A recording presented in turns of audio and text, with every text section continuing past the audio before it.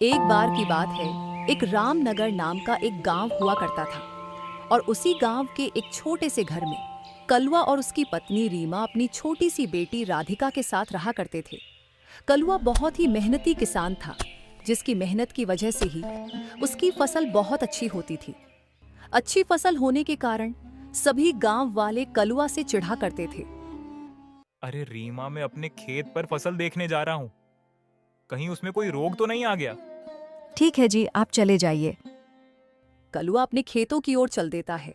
दूसरी तरफ कलुआ के पड़ोसी कलुआ का खेत देखकर कहते हैं, ए जी, कलुआ का फसल तो इस बार भी बहुत अच्छा हुआ है।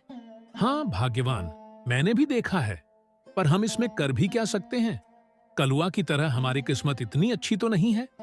कलुआ अपने खेत पर पहुंचकर अपनी फसल को देखकर मन ही मन बहुत खुश हो जाता है।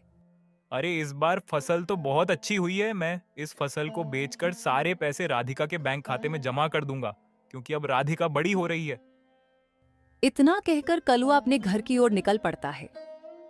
क्या हुआ जी, आपने खेत पर से आने में इतनी देर क्यों कर दी? हमारी फसल तो अच्छी हुई है ना? अरे अच्छी की बात छोड़ो रीमा, हमारी फसल अच्छी नहीं, बहुत अच्छी हुई है। मैं सोच रही हूँ इस बार फसल के पैसों से हम एक नया गैस चूल्हा ले लेते हैं, क्योंकि बरसात के मौसम में सभी लकड़ियाँ गीली हो जाती हैं, जिससे हमारा खाना भी ठीक से नहीं बन पाता। मैं इसके बारे में तुमसे बाद में बात करूंगा रीमा। पहले तुम मेरे लिए जल्दी से गर्मा गर्म खाना लगा दो। मुझे बहुत जोर से भूख लग रही है। हाँ माँ, मुझे भी बहुत तेज भूख लग रही है। अच्छा ये बताओ, आज आपने खाने में क्या बनाया है? बेटा, मैंने मसूर में आम डालकर मसूर चावल बनाए हैं। अरे क्या माँ, आप रोज रोज दाल चावल बनाती हो। कभी तो चिकन मटन या अंडा चावल बना लिया करो, क्योंकि अब तो सावन भी खत्म हो गया है। राधिका बेटे, आज तुम दाल चावल खा लो। कल मैं तेरे लिए बाजार से चिकन लेता आऊंगा। फिर सब मिलकर खाना खाने लगते हैं। तभी कलुआ बोलता है, ये आंबी वाली मसूर की दाल तो बहुत ही स्वादिष्ट लग रही है। तुमने बनाई है क्या? हाँ जी, यह दाल मैंने अपने हाथों से ही बनाई है और इसमें कुछ चटपटे मसाले भी डाल दिए, जिससे इसका स्वाद और भी बढ़ गया है। रीमा, इतनी स्वादिष्ट दाल तो मैंने कई सालों बाद खाई है रीमा। आपको और दाल दूं क्या? अरे नहीं रीमा, बस मेरा पेट भर चुका है। फिर खाना खाकर सभी लोग सो जाते हैं।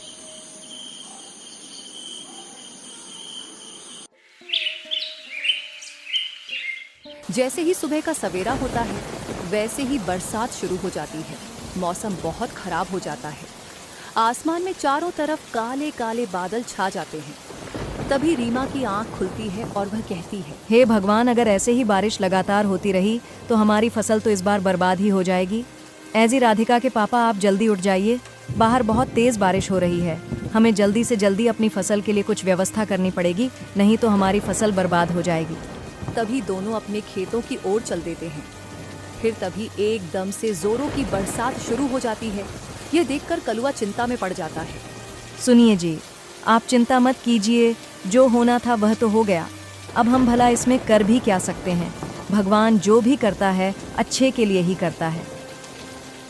ये सब देखकर कलुआ का पड़ोसी पंकज मन ही मन बहुत खुश होता है और अपनी पत्नी से कहता है, अरे अच्छा हुआ मीना, ये कलुआ बहुत ही उछल रहा था।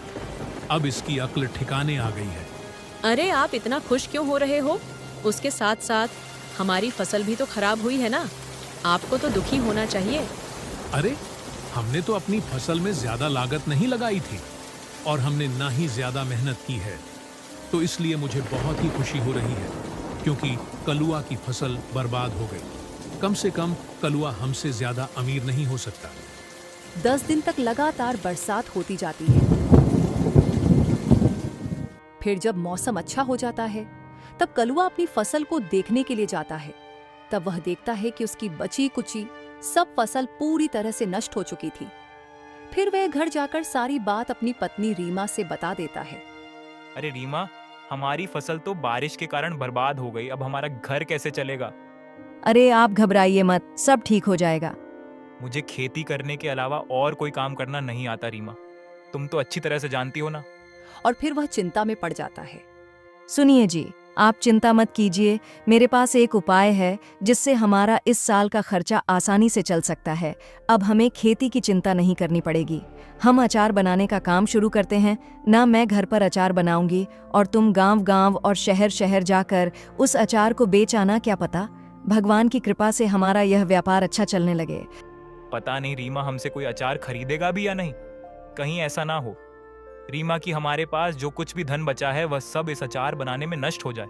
आप पहले से ही गलत भाव क्यों सोच रहे हो? मुझे पूरा भरोसा है, मेरे हाथ का बनाया हुआ अचार गांव वालों को पसंद जरूर आएगा। मैं थोड़ा सा अचार बना देती हूँ, आप गांव में जाकर उसे बेच आना। रीमा थोड़ा सा अचार बना देती है और कलुआ उस अचार को लेकर गांव में बेचने के लिए निकल पड़ता है। अरे भाई अचार ले लो, अचार तरह तरह के खट्टे मीठे अचार, आम का, नींबू का, भिंडी का, करेले का अचार, स्वादिष्ट अचार। एक बार खाओगे तो दोबारा मांगोगे। अचार ले लो अचार। तभी एक औरत कलुआ से अचार लेने आती है। अरे भैया, आम के अचार का डिब्बा कितने का है? पूरे 100 रुपए का है बहन जी। ठीक है भैया, मुझे 5 डिब्बे दे दो। कलुआ 5 डिब्बे उसे दे देता है और पैसे लेकर वहां से चल देता है। अरे भाई अचार ले लो, अचार तरह तरह के खट्टे मीठे अचार, आम का, नींबू का, भिंडी का, करेले का अचार, स्वादिष्ट अचार। इसी तरह धीरे धीरे उसके सारे अचार के डिब्बे बिक जाते हैं और सारा अचार बेचने के बाद कलुआ अपने घर पर आ जाता है। अरे हमारा अचार थोड़ा बहुत बिका भी है या नहीं?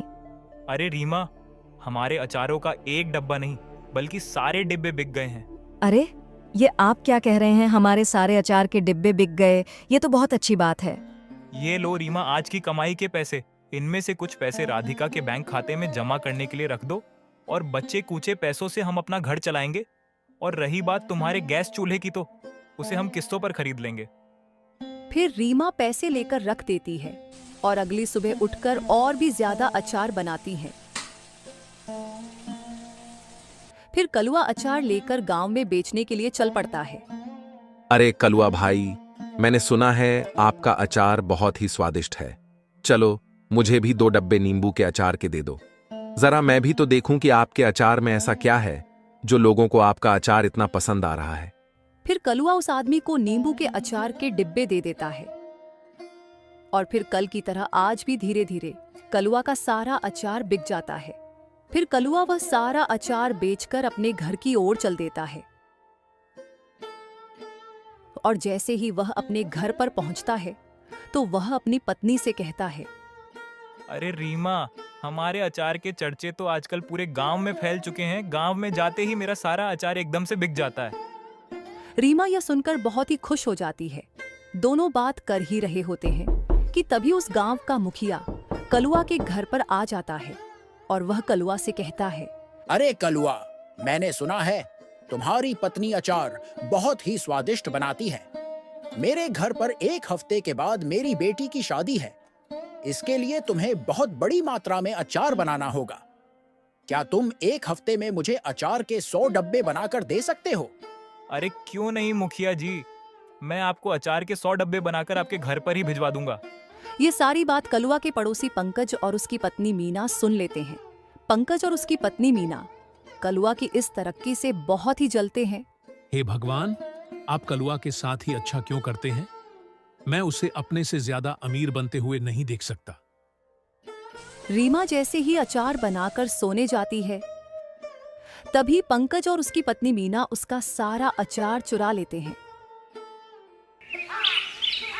फिर जैसे ही सुबह होती है तभी रीमा अपने अचार को देखने जाती है तो उसे रसोई में अचार का एक भी डब्बा नहीं दिखाई देता। रीमा यह सारी बात कलुआ को बताती है। अब आपको मुखिया जी के पास ही जाना चाहिए। मुखिया जी हमारी कुछ मदद कर सकते हैं। रीमा, मैं अभी मुखिया जी के घर पर जा रहा हूँ और उनसे सारी बात बता दूंगा और उनसे कहूंगा कि मुझे 2 दिन का वक्त और दे दीजिए। कलुआ इतना कहकर मुखिया जी के घर की ओर चल देता है। अरे मुखिया जी, मैं आपको क्या बताऊं, किसी ने मेरे घर से मेरी पत्नी द्वारा बनाया हुआ सारा अचार चोरी कर लिया है। आप मुझे बस 2 दिन का वक्त और दे दीजिए, मैं आपका सारा ऑर्डर कंप्लीट कर दूंगा। ठीक है कलुआ, मैं तुम्हें 2 दिन का वक्त और देता हूँ। तुम मुझे मेरा सारा ऑर्डर समय से भिजवा देना। जब कलुआ मुखिया जी के घर से अपने घर की ओर आता है तब उसे पंकज की बेटी सोनी अचार खाते हुए दिखती है। यह देखकर कलुआ कहता है, अरे पंकज ने तो मुझसे कोई भी अचार का डब्बा नहीं खरीदा, फिर उसकी बेटी ये अचार कहाँ से लाई? अरे बेटी सोनी, तुम ये अचार कहाँ से लाई हो? अरे अंकल जी, मुझे ये अचार मेरे पापा ने दिया है और हमारे घर में और भी बहुत सारा अचार रखा है। फिर कलुआ यह सारी बात जाकर अपनी पत्नी को बता देता है। अब आपको मुखिया जी के पास ही जाना चाहिए। मुखिया जी हमारी कुछ मदद कर सकते हैं। फिर कलुआ मुखिया जी के पास जाता है और उन्हें सारी बात बता देता है। फिर मुखिया जी अपने एक पहलवान के साथ पंकज के घर पर जाते हैं और उसके घर पर छानबीन करने लगते हैं और कुछ ही देर में उन्हें सारे अचार के डिब्बे मिल जाते हैं।